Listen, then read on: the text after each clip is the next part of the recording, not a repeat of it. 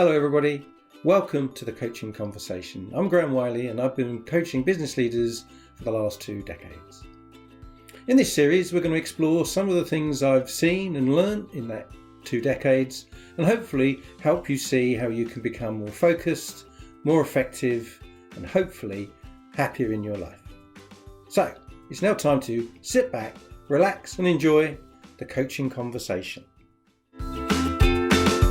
Today's subject is going to be about emotional intelligence. And the first thing I want to say about emotional intelligence is that it's a new label for a very old skill. And management gurus have a habit of picking up stuff, dusting them off, giving them a new label and presenting them to the world as though they're something brand new. Emotional intelligence used to be called interpersonal skills, and prior to that, just getting on with people. So emotional intelligence is a critical skill for any kind of organisational leader. It's essentially the ability to persuade people to willingly do the things you would like them to be doing. So pretty straightforwardly, if you're not very good at that or you're challenged by doing that, you're making your life as a leader that much harder. Emotional intelligence is very much at the heart of your ability to manage people and lead people, but it's also at the heart of managing yourself. Really skilled emotional intelligence exponents are also very, very self-aware. And so by being self-aware, you understand yourself, what motivates you, what demotivates you, how you're feeling at any moment in time, and then the sorts of influences that life has on you and how you respond. By knowing that, by being aware of that, you're better equipped to improve your self-control. You're better equipped to be able to respond to life's challenges in a very more constructive, productive and effective kind of way. Unsurprisingly, the better you know yourself, the chances are you're going to be able to overlay that understanding on what you see in other people. You will understand more readily why they're reacting in certain ways, be that positively or negatively.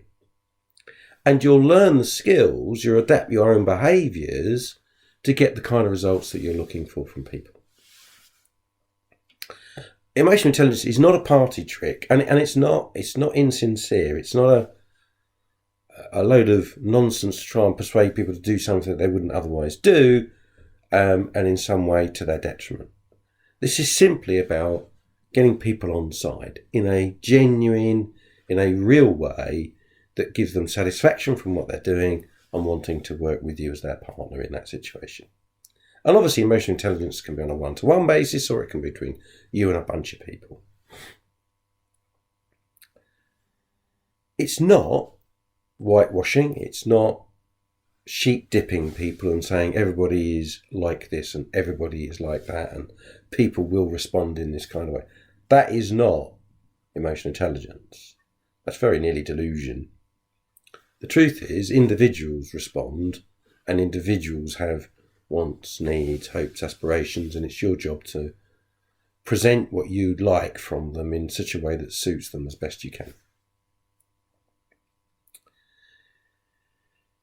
There are some old sayings that are partly true but not really very accurately true. So for the first one is, treat other people the way you'd like to be treated yourself. And whilst there's an element of that, clearly treating people with respect, the same level of respect you'd want to treat yourself, is fine. But imposing your values, imposing your interpretation of the world and the way that you will respond to life's challenges on other people is in effect inaccurate. The trick is, what do they want? How will they respond? Give them the stimuli that they are looking for rather than you. And so your self-awareness and the overlay on other people is really about understanding how they're feeling and what they're looking for. That way you can really reach out to them and connect with them. The other phrase is empathy, not sympathy. I really believe in this now. It's very easy as a manager, as a leader, to think that all your team are fantastic and they're working really hard and they're giving you 100% or more of their effort and time. And that may or may not be true. But if it's sympathy that you've got in that situation, you're not going to get the most from them and they're not going to give you the most. However, if you empathise, if you understand how they're feeling, if you understand how they're looking at things, how they're seeing things, you will be able to tailor exactly what you say to them, how you present opportunities to them, in a way that they respond most constructively to. So empathy, not sympathy, is the real key to this. Put yourself in their shoes. Understand what they're seeing. Now, very often as a leader, this is about nothing more than communication. As a busy leader, as someone who's working really hard, you can oftentimes assume that everybody around you knows what you know. Everybody around you is as up to date with all the latest developments in the organisation as you are. And that's really unfair, because they probably aren't. They don't see the emails you see, they don't go to the meetings you go to, they don't get the briefings you get.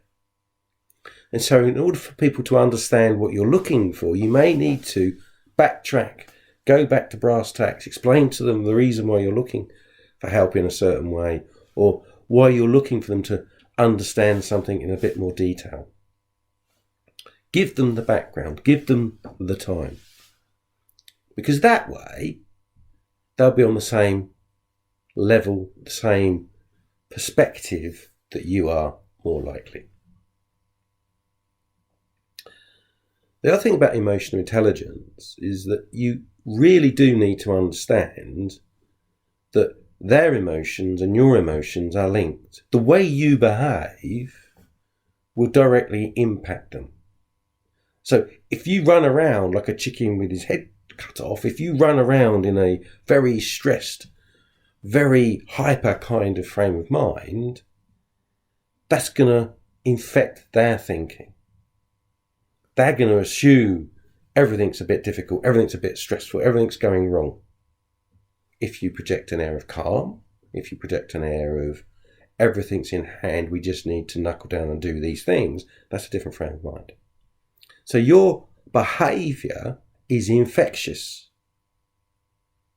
And emotional intelligence, being emotionally intelligent about the way you behave, whether it's the spoken word, body language, an email, whatever it is critical to getting the very best from the people around you. If you, as a leader, give time to this, if you as a leader think about how this works and work on it as a skill, you will be the best leader that you can be. You will take yourself to another level. As an executive coach, I have met many, many, many leaders, business owners, senior executives, for whom emotional intelligence was the key. It was the missing part of the jigsaw puzzle. They were so wound up in their own career, they were so wound up in their own troubles, they were so wound up in their own stresses and priorities that they missed the point with everybody around them. And it can mean that people don't really like working with them. It can mean that people tend not to respond warmly to them. It can mean that people completely misjudge you in terms of your motivations and your true desires. Just because you're not emotionally intelligent doesn't mean you're an uncaring, unfeeling person. It just means you're not conveying those feelings, those emotions to people in a way in which they can understand. So whilst inside you believe you're doing your very best for the people, you care about them deeply, they don't get it. And so in many ways, it rebounds on you by disappointment. Why don't they understand what I'm doing? So there we have it. Emotional intelligence. It's not new. It's been around a long time. It's in many ways common sense, but it comes at a price. You've got to work at it. You've got to sincerely mean it.